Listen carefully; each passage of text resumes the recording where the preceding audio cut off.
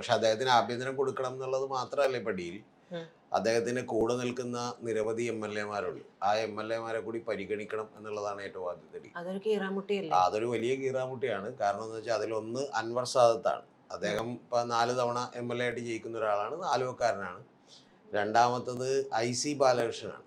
അദ്ദേഹം വലിയ വിവാദ പുരുഷനാണ്. കാരണം അവിടെ NM വിജയൻ എന്ന് പറയുന്ന ഒരു DCC ട്രഷറൊക്കെ തന്നെ ആത്മഹത്യ ചെയ്ത് ഇദ്ദേഹത്തിൻ്റെയൊക്കെ ചില തരികിടകൾ കൊണ്ടിട്ടാണ്. അപ്പോൾ ഇവർക്ക് രണ്ടുപേർക്കും മന്ത്രിസ്ഥാനം കിട്ടിയേ തീരൂ എന്നുള്ളതാണ് പറഞ്ഞുകൊണ്ടിരിക്കുന്നത്. അപ്പോൾ IC ബാലകൃഷ്ണനാണെങ്കിൽ ഒരു സമുദായ പരിഗണന കൂടി വെച്ച് അത് കൊടുക്കാവുന്ന കാര്യമാണ്. ഈ അൻവർ സാദത്തിൻ്റെ കേസിലാണെങ്കിൽ മുസ്ലിം ലീഗ് സമുദായത്തിൽ നിന്നുള്ള റെപ്രസെൻറ്റേഷൻ നോക്കുമ്പോൾ മുസ്ലിം ലീഗിൽ നിന്ന് തന്നെ നിരവധി മന്ത്രിമാരുണ്ടാവും. അപ്പോൾ അതുകൂടാതെ ഇനി അത് അൻവർ സാദത്തിന് കൊടുക്കാൻ കഴിയുമോ എന്നുള്ളത് ഒരു പ്രധാനപ്പെട്ട വിഷയമാണ്.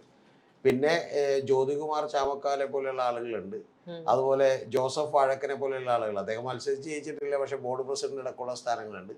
അപ്പം അത്തരത്തിൽ ഉള്ള വലിയ ഒരു നിർദ്ദേശങ്ങൾ അദ്ദേഹം മുന്നോട്ട് വെച്ചിരിക്കുന്നു എന്നുള്ളതാണ് ഏറ്റവും പ്രധാനപ്പെട്ട കാര്യം. ഈ സാദത്തിന് ആലുവയിൽ വളരെ അതായത് ജനങ്ങൾക്ക് ഭയങ്കര ഇഷ്ടമുള്ള ഒരു MLA കൂടിയാണല്ലോ. അതെ അതെ.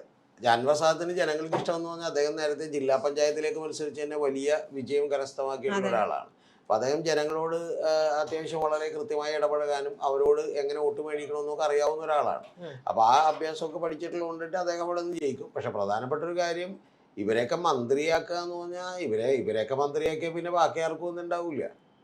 ഇതൊന്നും മുതിർന്ന ആളുകളല്ലെന്ന് മനസ്സിലാക്കണം. ഇപ്പം നമ്മൾ കേരളത്തിൽ നിന്ന് മന്ത്രിയാകുമെന്ന് വിചാരിക്കുന്ന ആളുകളല്ല ഈ പറയുന്ന അൻവർ സാദത്തൊന്നും, അല്ലെങ്കിൽ ഇപ്പം IC ബാലകൃഷ്ണനൊന്നും. അപ്പം അത്തരത്തിൽ ഒരു പട്ടികവകുപ്പ് മന്ത്രി എന്നൊക്കെ പറയാൻ സാധ്യതയുള്ളത് അത് AP അനിൽകുമാറിനാണ്. AP അനിൽകുമാർ ഉറച്ച KC പക്ഷക്കാരനാണ്. അപ്പം അദ്ദേഹത്തിന് അത് കിട്ടുമെന്ന് ഉറപ്പിച്ചേക്കുന്ന ഒരു കാര്യമാണ്. അപ്പം ആ കാര്യത്തിലാണ് ഇപ്പം ശ്രീനിജനോ അല്ലെങ്കിൽ IC ബാലകൃഷ്ണനോ അല്ലെങ്കിൽ ഇതുപോലെയുള്ള നിരവധി ആളുകളൊക്കെ ഞാൻ പറഞ്ഞ മന്ത്രിസ്ഥാനത്തിലേക്ക് ചോദിക്കുന്നത്. അപ്പോൾ ഇതൊക്കെ തന്നെ വലിയ പ്രശ്നം ഉണ്ടാകും. പിന്നെ വയനാടിനൊരു പ്രാതിനിധ്യം കൊടുക്കണം എന്ന് തീരുമാനിച്ചാൽ ഇവർക്കൊരു സാധ്യതയുണ്ട്, ഇല്ലെന്നൊന്നുമില്ല.